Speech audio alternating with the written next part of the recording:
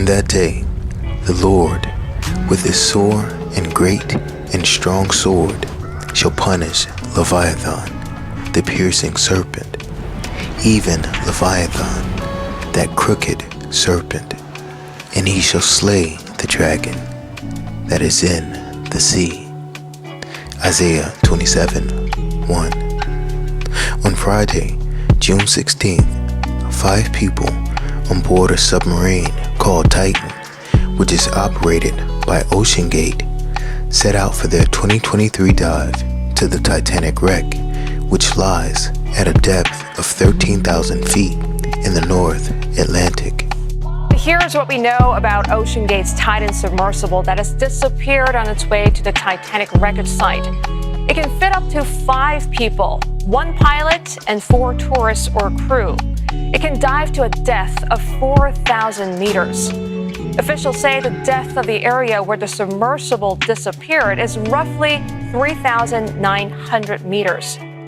After days of frantic searching, the U.S. Coast Guard has found the remains of a missing submersible in the North Atlantic. And officials say the ship imploded as it was exploring the waters near the Titanic. And WGN's Shannon Halligan is joining us with the very latest tonight. Shannon. Yeah, we are hearing that the U.S. Navy actually detected an anomaly Sunday that was likely the Titan's fatal implosion. The sound was heard on the Navy's acoustic detection system in the Atlantic. That's according to an official who spoke on the condition of anonymity. Today, a remote-operated vehicle discovered debris from the Titan just hundreds of meters from the Titanic. When we take a deeper look at this event, it becomes obvious that this was another satanic ritual meant to exalt the devil and his antichrist. Let's take a look. The sub set out on this expedition on June 16th. June 16th is 616, which is the alternate number for the mark of the beast as found in Papyrus 115. On June 18th at 8 a.m., the Titan sub began its descent to the Titanic wreck, which lies at a depth of 13,000 feet. June 18th gives us the number 666, since 18 divided by 6 is 3, or 6 plus 6 plus 6 equals 18. The depth of 13,000 feet is a reference to rebellion, since 13 is the number of rebellion. The number 13 also points to the beast that rises from the sea, as found in Revelation 13:1, which declares, "And I stood upon the sand of the sea, and saw a beast rise up out of the sea, having 7 heads and 10 horns, and upon his horns 10 crowns, and upon his heads the name of blasphemy." The time of the dive, 8 a.m., gives us the number 8. In Strong's Concordance lists H8 as Obed, which means destruction. From Strong's H6, Abad, which means to go astray, to be destroyed, and put to death. Abad is the root word for the name Abaddon, which is the name of the place of destruction and the king of the bottomless pit. 8 a.m. can also be expressed as 800, and Strong's H800 is Esau, which means fire, and also points to the fires of hell. After starting its descent, communications between the sub and the surface vessel were lost at 9:45 a.m. Strong's H9 is Abidah, and it means a lost thing, something that is lost, something that vanishes, to perish and be destroyed in Hades or the abyss. Clearly, this is a reference to the Titan sub that was lost at sea in the blackness of the abyss, which is a reference to Hades or hell, the place of destruction. The number 45, or 4 plus 5, is also 9 and serves as confirmation of a thing lost in the abyss. The sub was scheduled to return to the surface at 3 p.m., but it failed to appear. Strong's Concordance lists G3 as Abaddon, which means the place of destruction.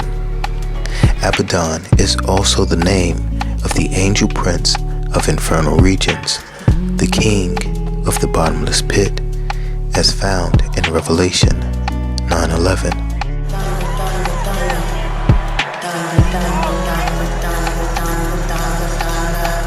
Now check this out. The name of the sub was the Titan, which is a reference to the Titans of Greek mythology. The Titans were giants that ruled the earth. This identifies them as fallen angels or Nephilim, giants. The Titans were defeated by the Olympian gods in the War of the Titans. As a result of this war, the vanquished Titans were banished from the upper world and held imprisoned under guard in Tartarus, although some Titans were allowed to remain free. Tartarus is the deep abyss that is used as a dungeon of torment and suffering for the wicked and as the prison for the Titans. At the bottom, it hosts the deepest known location on Earth, the Challenger Deep, 11,033 meters or 36,200 feet beneath the waves. Once again, this connects the Titan sub to the abyss or bottomless pit of hell. The name of the company that owned the Titan sub is Oceangate.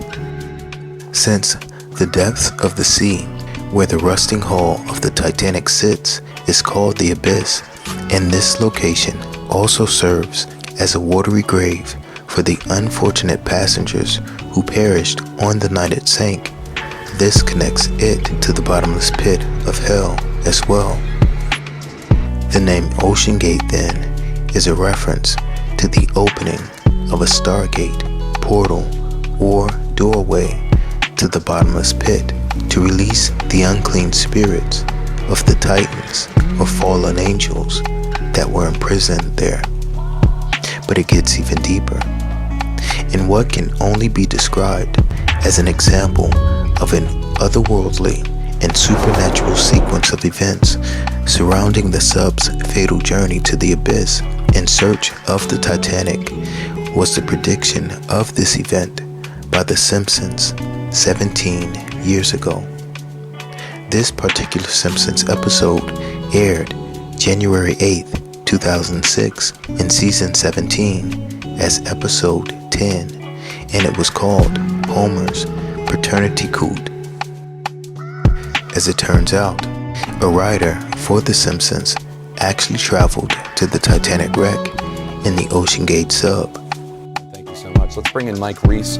Mr. Reese took the same voyage on an Oceangate vessel to view the wreckage of the Titanic 11 months ago. Mike, thanks for joining us. We have a photo of you on your own trip to see the wreckage. Can you tell us what your experience was like on the Oceangate voyage? Yeah, it sounds a little grand. In every way, it felt like being a Mercury astronaut. You know, this wasn't a vacation. It wasn't tourism. It was exploration. And There's no way this is just a coincidence. Further, it should be noted that the name Homer is also the name of an ancient Greek poet who wrote the Iliad and the Odyssey, which was about Odysseus' journey home after the Trojan War. Odysseus angered Poseidon, the god of the sea, and was prevented from returning home. The mention of Poseidon here is a reference to the beast that rises from the sea.